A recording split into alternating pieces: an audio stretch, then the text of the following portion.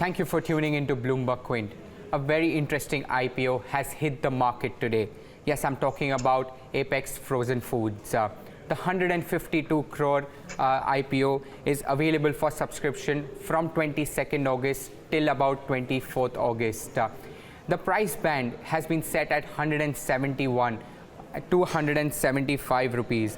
Now, the company is essentially in the business of production and export of shrimp feeds.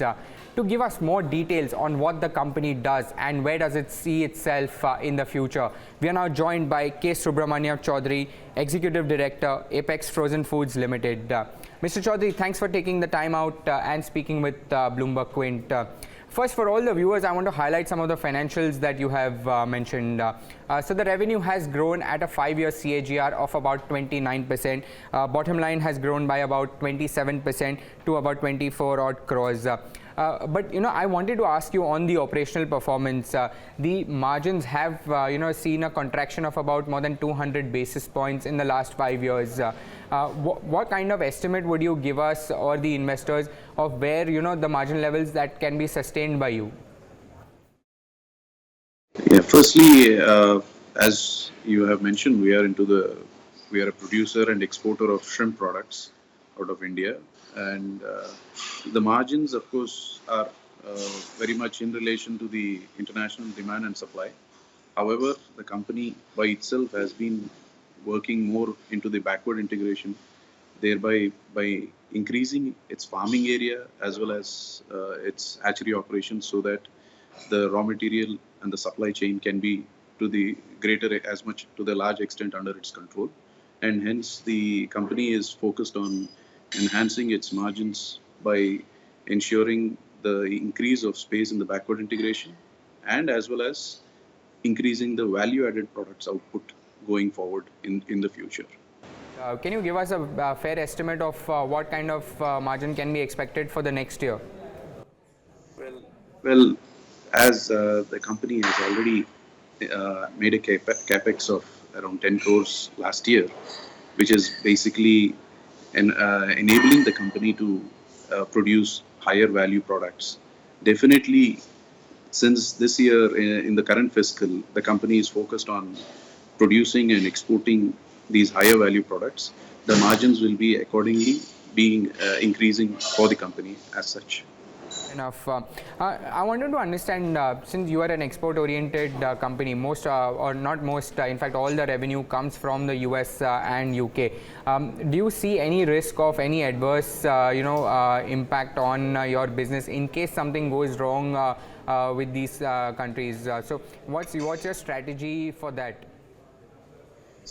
See, the countries of USA is the largest importer of shrimp products in the world. Of course, European Union, which includes the United Kingdom, as well as Southeast Asia, also import to a similar extent. However, the product scope with these countries, which the company is dealing with primarily, whether it is the United States, European Union, or Canada, these are the countries where higher value product requirements are there, and there's a very much large demand going into the future also. As such, we don't really foresee any significant issues or troubles with them. But however, if there are as these importing countries of USA and the respective countries of European Union bring out new regulations, our company, along with the rest of the trade in India, are going to implement those norms accordingly and produce the products for those markets. How do you offset the volatility in raw material prices? Do you have long-term contracts with your suppliers, or how do you operate with your suppliers then?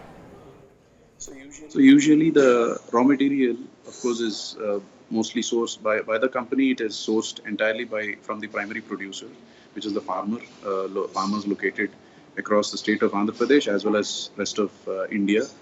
However, it's not that we have any sort of long-term contracts with these producers, but there are many farmers whom we have been associated with for the past 15 to 20 years. So, with regard to the raw material pricing as such, it will be moving in tandem with the international demand supply scenario.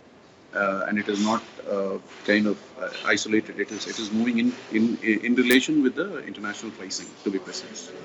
What's your strategy on hedging the rupee? We have seen quite a bit appreciation in 2017. So how do you hedge yourself?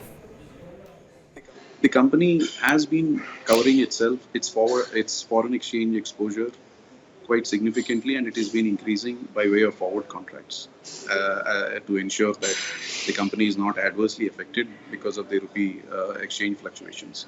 That is the number one point.